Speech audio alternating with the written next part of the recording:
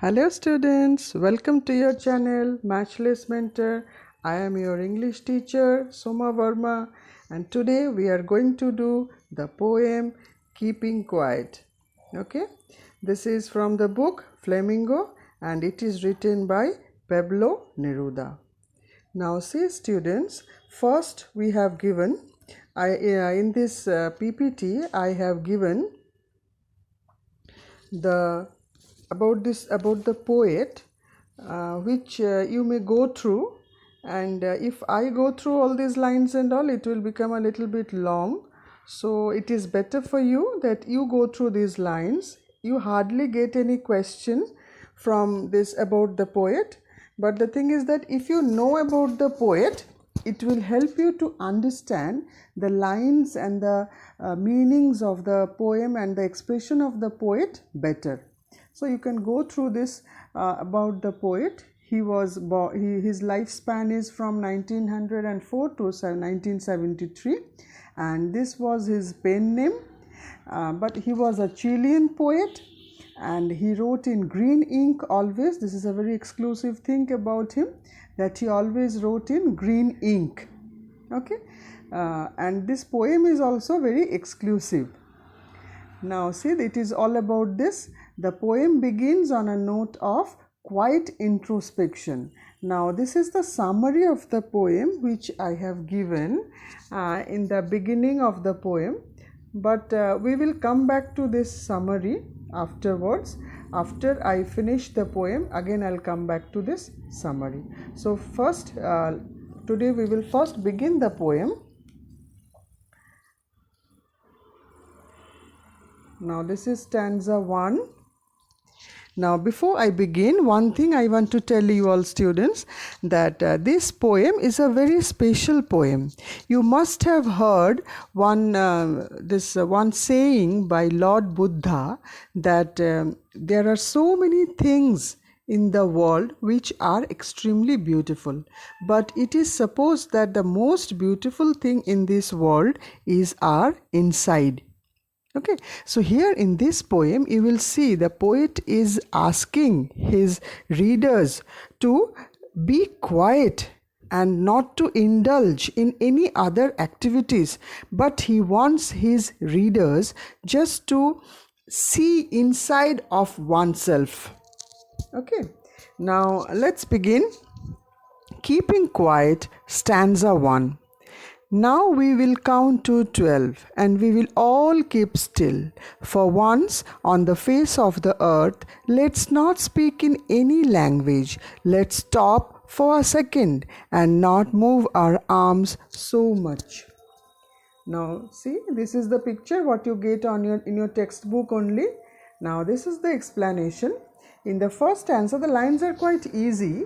Here the poet urges each one of us to count up to 12 and then be quiet. He wants a moment of silence on the earth when no language is spoken.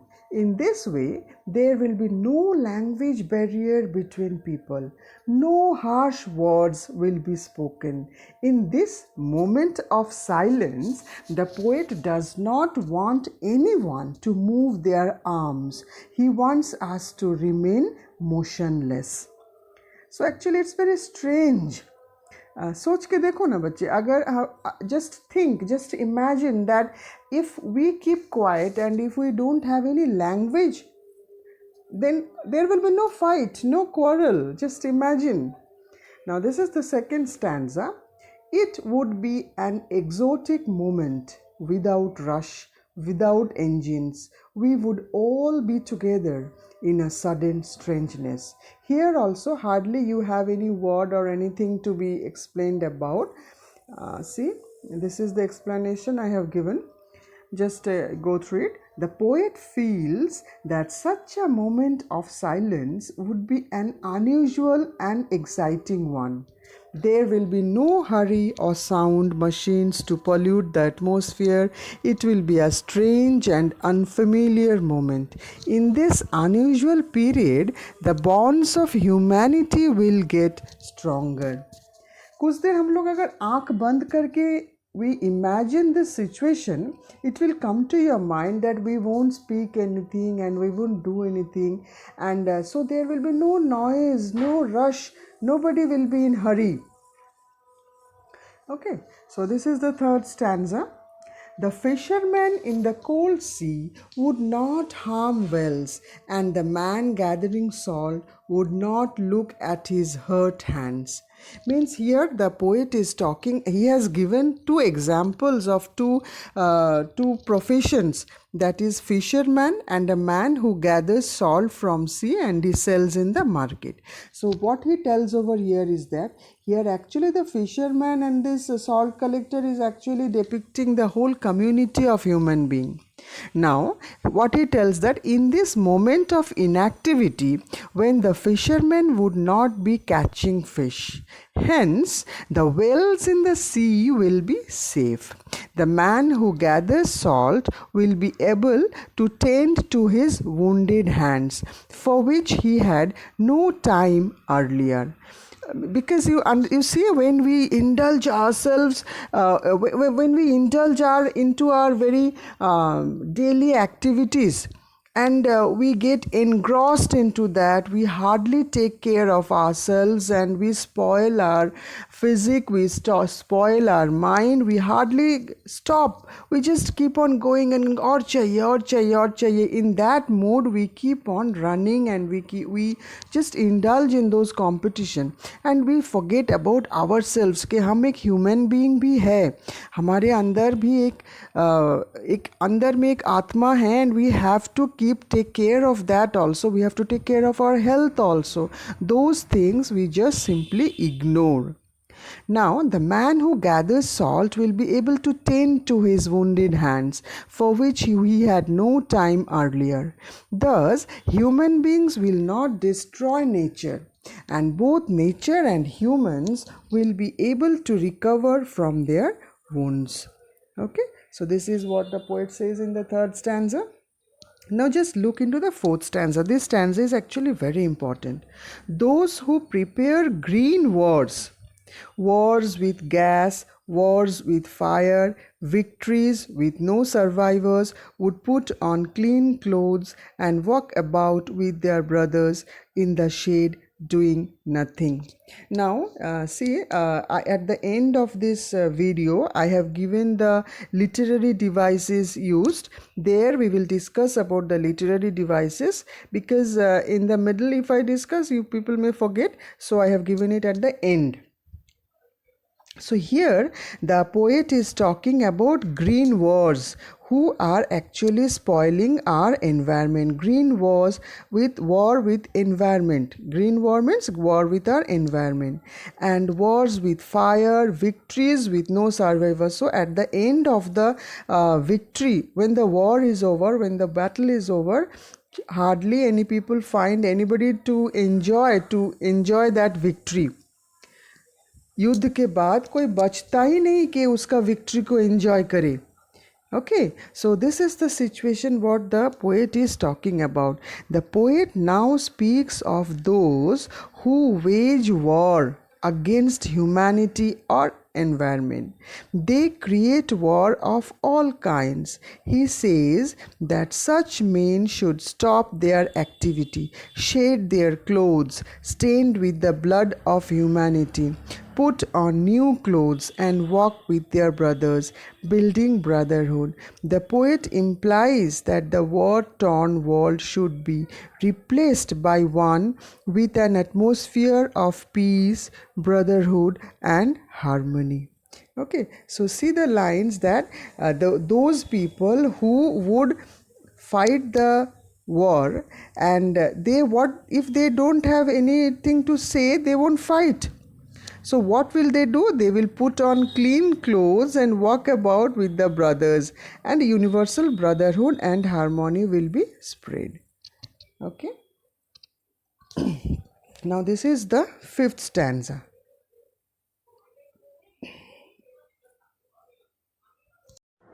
Okay, now we are going to do the fifth stanza. What I want should not be confused with total inactivity. Life is what it is about. I want no truck with death. Now what the poet says is that all this time he was talking about the silence and the keeping quiet. So he is trying to clarify. The poet makes a clarification that though he is advocating the need for silence, his advice should not be confused with total inactivity. He does not want any association with death. He says that life is meant to be lived and not for just simple inactivity. Means that we are active when we are alive, we are inactive when we are dead. So he wants to clarify that actually he is talking about life and not death. See the sixth stanza and the last stanza.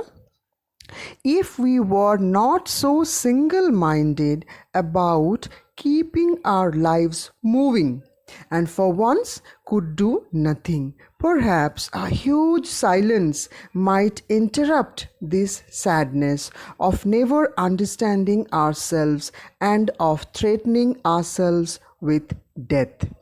So here single-minded means he is talking about selfishness. Slowly we are becoming very selfish. So here the explanation goes like this. The poet further advises that people should stop being self-centered and selfish. He says that this huge silence which will arise from such a moment will only serve to help the people. It will help them introspect and overcome their sadness of failing to understand themselves. This moment of silence will give them time to understand themselves better. Okay, now let us move to the next part. This is the last stanza, seventh stanza. Perhaps the earth can teach us when everything seems dead, and later provides to be alive. Now I'll count up to 12 and you keep quiet, I will go. So what the poet is telling is that, so now he has whatever he has to say, he has completed, and now the readers have to do. The poet feels that earth can enlighten us and guide us to the process of keeping quiet. He wants us to observe that there is something activity under apparent stillness. For example, the huge fruit-bearing trees are born from such seeds lying dead here and there. At the end, he wants us to keep quiet while he is counting to 12, after which he will leave. So have you understood? He wants us to take the example of earth. Just if you look out of the window and if you just check, you will feel as if the nature, Mother Earth, is as if it's dead. It's not a living thing. But slowly, if you keep on observing, you will see they are growing, they are dying, new life is taking place. So you come to know that there is life. So the poet wants us to be like Mother Earth, Mother Nature.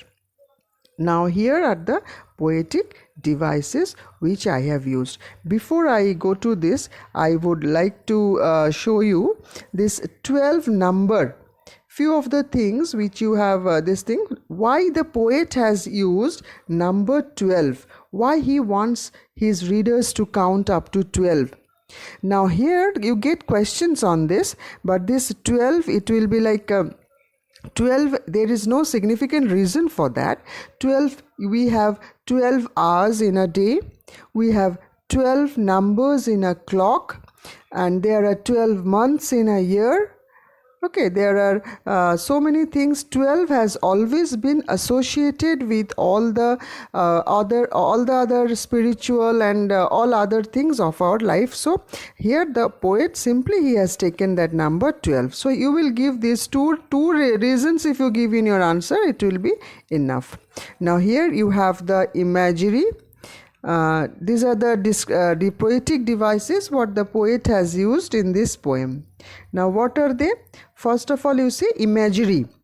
What is imagery? It is the descriptive language. Now students, I want all of you to write down these poetic devices in your copy. What is it, imagery? It is a descriptive language that can function as a way for the reader to better imagine the poem from the poem. Here he has given cold sea. Repetition is also found where? Without rush, without engines. Repetition is the repetition of words or phrases to create emphasis. Alliteration, you must be knowing what is alliteration. It is the occurrence of the same letter or sound at the beginning of adjacent or closely connected words. So many alliterations are there. We will, we would, once on, his, hurt, hands. Okay, and you have antithesis also, an opposition of contrast, you see, is expressed the count up to 12 and we will keep still. When you are still, how can you tell? How can you speak? Now one more thing, you just go to the first stanza of the poem and see there is one word used, arms. That arms is a pun, P-U-N, pun. It has two meaning. Pun, that word has two meaning. What is it? First one is arms, that is weapons, and the second arms means hands. The poet wants us to be not to use arms, means not to use any weapon or not to use our hands. See, in the first he says no, and not move our arms so much. Here arms has two meanings. Okay, so that's all, and let us see the this thing about the summary. I will give the link of this PPT in this below this video, so you can go through the PPT and you can see the summary and all. And if you have any doubt, any question, any suggestions also regarding how can I make the videos and better, you can always write in the comment section. I am your teacher and I just want you to help you out in your English, and so you please comment if you want me or if you want anything else also in this poem, or how I can improve. Just feedback, give your feedback in the comment section. What are the things you want and what are the things you want in these videos. Okay, so till then, bye bye, and I'll come back again in my next video. Okay, so till then, bye, keep studying, bye.